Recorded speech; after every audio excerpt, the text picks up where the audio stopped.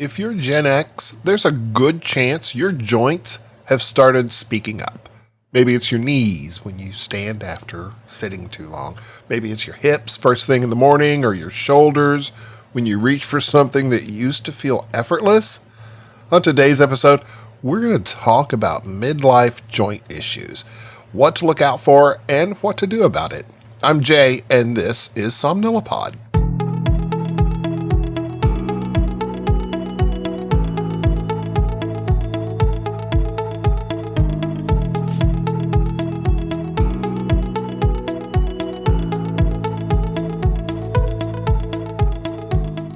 Hello, everybody. Welcome back. I am so glad that you're taking some time to join me today. Missed you last week. Took a week off. Had some birthday festivities and got to enjoy some family time. So I'm back at it today. And one of the things that spurred this episode was that I noticed something that we're going to talk about. Over the years, things have become a little more difficult, like I mentioned in the intro, and doing certain activities just hurt my knees, hurts my back, hurts my shoulders, my ankles. So I figured it was time to look a little more deeply and find out what's going on and do some things about it. But before we get to that, I do want to send a shout out to Tal Gurr at elevatesociety.com. He did a review of the podcast, so if you would like to check that out, go to elevatesociety.com and look for the Somnilopod review. He's doing some neat stuff over there, so check out his website. Now, joint issues in midlife rarely arrive dramatically. They tend to creep in. A little stiffness here, a little soreness there, just like I mentioned. And this is extremely common in the Gen X age range. Most adults living with arthritis are over the age of 45, and a large portion fall squarely into the 45 to 64 Gen X age range. Joint discomfort, stiffness, reduced mobility begin to show up more frequently. But joint symptoms don't necessarily mean something is wrong. They're often a sign that the body's adapting to accumulated stress, past injuries, and the natural biological changes that come with time. The most common cause of joint symptoms in midlife is osteoarthritis. Osteoarthritis is a degenerative joint condition in which the tissues around the joint gradually change over time. Cartilage, bone, ligaments, and other structures that can all be affected. It commonly involves the knees, the hips, hands, your spine, and your shoulders, joints that tend to carry the greatest mechanical load over the years. And it's not simply wear and tear in the simplistic sense. Osteoarthritis is now understood to be a complex biological process involving tissue remodeling and inflammation signaling, mechanical stress, and genetics. Risk increases with age, previous joint injuries, repetitive strain, muscle weakness, and excess body weight. Now, many people in the Gen X generation are at an interesting crossroads biologically.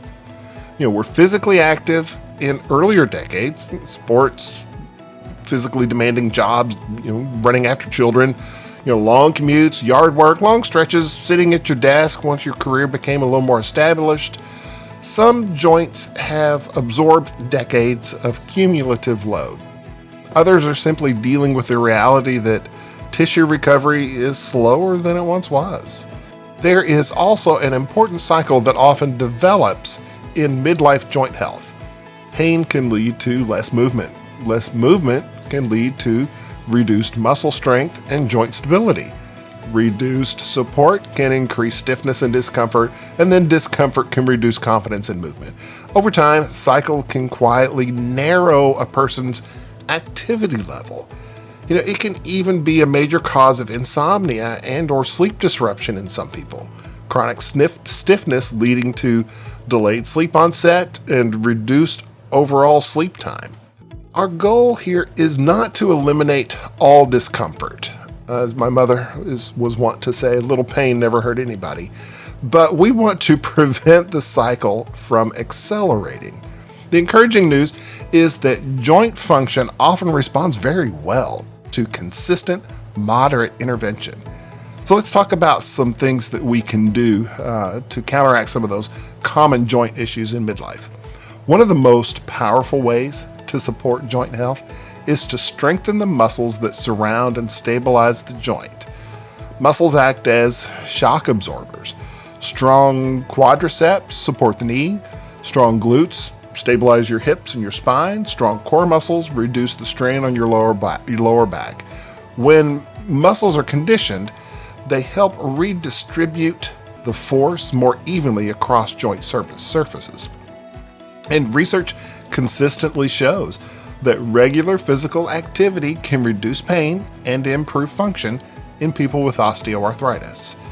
Current public health guidelines recommend at least 150 minutes per week, that's about 20 minutes per day, of moderate physical activity along with muscle strengthening activities 2 or more days a week. And I have not been shy about my aversion to exercise. It's not something that I've ever made a big part of my life and have never really felt that it was important until I've gotten older and realized that, this is the stuff that we got to do. And for Gen X, the key shift is moving from punishment-based exercise toward sustainability-based exercise. And that's a big thing for me because I always sort of felt like exercise was just punishment. It was just punishment. It was boring, and I just never really got into it. But we have to look at things a little bit differently. So some helpful approaches often include, increase your walking, get some resistance bands, some small dumbbells to work with, do step-ups, swimming, yoga, even mobility exercises, and then also some controlled strength training. One of my sisters likes to watch YouTube videos of a lady that does work with her mother, and she does her strength training and her calisthenics, and then she does a modified version for her older mother, where the mother often sits in a chair and mimics some of the activities. So there's a wide range of things that we can do to try to get ourselves moving and include some of that activity into our lives every week.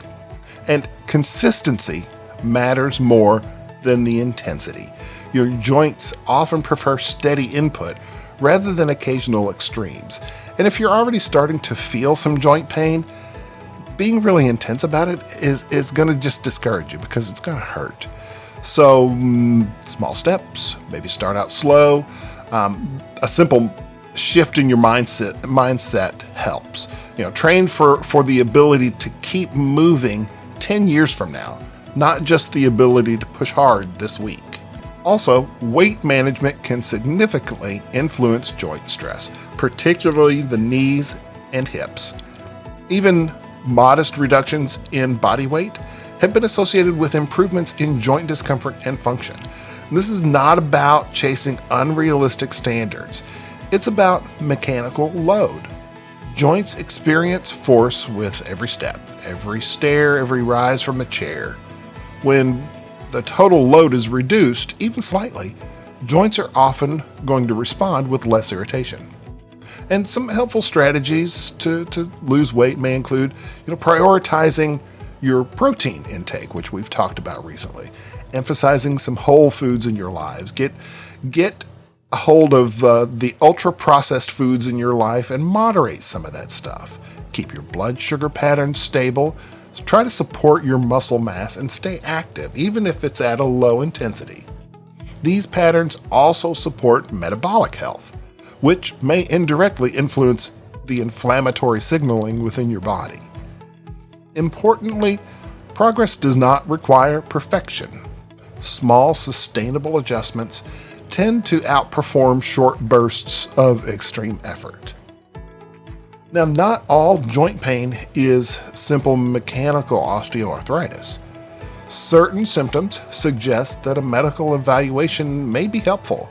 Your persistent swelling, warmth in the joint, redness, joint pain at rest, prolonged morning stillness, fatigue accompanying joint symptoms. These patterns may suggest inflammatory arthritis conditions such as rheumatoid arthritis, psoriatic arthritis, or even gout. Early diagnosis in these cases matters. Many inflammatory joint conditions respond best when treatment begins before structural damage progresses. So get to it early. Evaluation may include a clinical assessment, imaging, or laboratory testing, depending upon the symptoms. Gen X often has a strong tendency to sort of push through, but persistent joint symptoms deserve attention rather than just silent tolerance. Joint discomfort in midlife does not automatically mean decline. Often it's feedback. It may be feedback that recovery needs to be taken more seriously. Feedback that strength training matters more now than it did at 25. That consistency beats intensity. And that the body adapts to what we repeatedly ask of it. Many adults find that when they gradually improve strength and reduce that unnecessary load and stay engaged in regular movement, joint symptoms become more manageable and your confidence returns. Look, Gen X has always been a resilient group. As many of the internet memes point out, we were raised on hose water and neglect. So we can put up with a lot. The same mindset that helped this generation adapt to things like changing technology, changing careers, changing expectations can also be applied to physical health. Joint care in midlife is less about limitation and more about intelligent adjustment. Pay attention early, respond gradually, and stay consistent. Your future mobility is being built quietly right now.